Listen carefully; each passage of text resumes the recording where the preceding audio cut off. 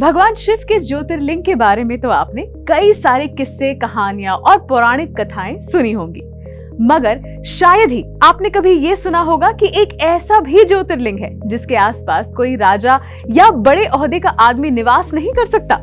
निवास तो क्या, वो इस ज्योतिर्लिंग के शहर में एक रात नहीं काट सकता, क्योंकि एक रात उनका सारा राजपाट गिरा सकती है। लेकिन कौन सा ज्योतिर्लिंग है ये जानने के लिए तो आपको हमारी वीडियो के साथ बने रहना होगा। मगर उससे पहले हम आपको यही कहेंगे कि धर्मा लाइव को लाइक, शेयर और सब्सक्राइब जरूर कीजिए। अब जो हमने आपको सब्सक्राइब करने को कह दिया है और आपने सब्सक्राइब कर लिया है, तो आइए भोले बाबा का नाम लेकर आगे बढ़ते हैं। मध्य प्रदेश में एक प्रतापी नदी बहती है जिसका नाम है क्षिप्रा नदी। इस नदी के तट के पास बसा है शिव जी का एक प्रिय प्राचीन शहर जिसका नाम है उज्जैन। इस शहर में ही इनका एक दुर्लभ ज्योतिर्लिंग जिसका नाम है महाकालेश्वर वो बसता है। महाकालेश्वर की बहुत अलग अलग और दिलचस्प बातें हैं, मगर उससे पहले आपको इनकी कथा बताते हैं। महाकालेश्वर के आगमन से शुरू करते हैं ये कथा, जो कि आती है शिव पुराण से। इस पुराण के 16वें अध्याय में नाम आता है अवंती शहर का। ऐसा कहते हैं पहले उज्जैन का नाम अवंती था।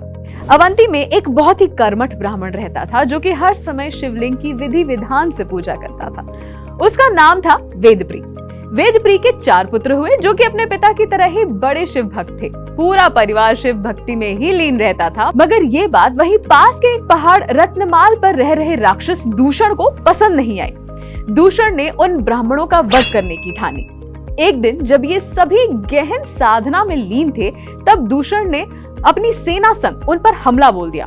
दूषण को असल में ब्रह्मा से एक अजेय वरदान प्राप्त था। इस कारण उसने अपनी ओर से उन सभी को ललकारा और उनके आसपास क्षति करने लगा। ये देख अवंती के सभी निवासी डर गए। उन्होंने उन ब्राह्मण और उनके बेटों से इसका समाधान मांगा। तब उन ब्राह्मणों ने कहा कि आप बस शिव जी की पूजा करते रहें। शिव जी अपने भक्तों को हमेशा बचाते हैं। दैत्य दूषण ने सब तरफ हाहाकार मचा दिया, मगर ब्राह्मण अपनी पूजा से हटते ही न थे। इस बात पर वो दैत्य चिढ़ गया और उसने अब उन सभी को मार डालने की ठानी। जैसे ही उसने अपनी ओर से उन पर प्रहार किया, इतने में आग की तरह महाकालेश्वर रूप लेकर शिव जी उत्पन्न हुए। बस कुछ ही क्षण में उन्होंने दूषण और उसके सभी दैत्यों को भस्म कर दिया। भगवान महाकालेश्वर का रूप देखने और उनको धन्यवाद देने के लिए अवंती की सारी जनता वहां पहुंच गई और उन्होंने उनसे प्रार्थना की कि हे प्रभु, हमारी रक्षा आप ही कर सकते हैं। हमारी विनती है कि आप यहीं निवास करें।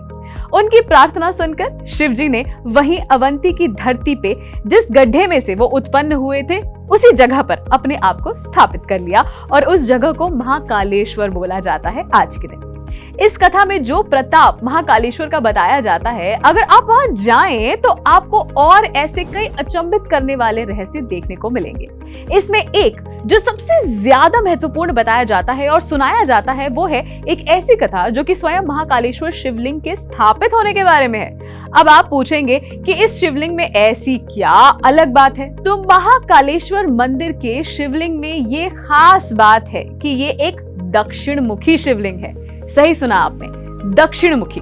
जिनको नहीं पता है उनको हम बता दें कि वास्तु में दक्षिण यानी कि साउथ यमराज की दिशा मानी जाती है।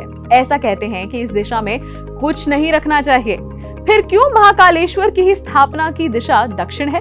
इसके पीछे एक कथा बताई जाती है जो कि कई सारे पुराणों में से आई है। भगवान शिव के संग वाद विवाद करने को एक समय ब्रह्मा के 4 पुत्र आए। इन चारों पुत्रों ने उनसे उनका ज्ञान सिद्ध करने को कहा।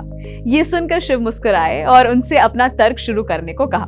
शुरू करने से पहले उन्होंने चारों ब्रह्मा पुत्रों को अपना अपना स्थान ग्रहण करने को कहा। चारों ब्रह्मा पुत्रों ने पूर्व की ओर मुख कर अपना स्थान ग्रहण किया और महादेव ने दक्षिण की ओर मुख कर अपना स्थान ग्रहण कर लिया। ऐसे में चारों ब्रह्मा पुत्रों ने उनका उपहास किया कि महादेव होते हुए भी ये नहीं पता कि दक्षिण दिशा की ओर मुख करना अपशकुन होता है।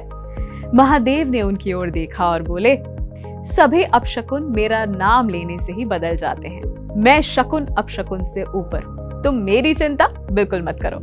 महाकालेश्वर को तो काल का देवता माना जाता है और यहाँ पर आकर भक्तों को मोक्ष का मार्ग मिलता है। इसके अलावा भी कई सारे अचंभित करने वाले रहस्य महाकालेश्वर अपने अंदर समाये हुए हैं। आप जानते हैं यहाँ पर किसी भी अच्छे पद पर बैठे मंत्री या राजा को रात को रुकने की मनाही होती है।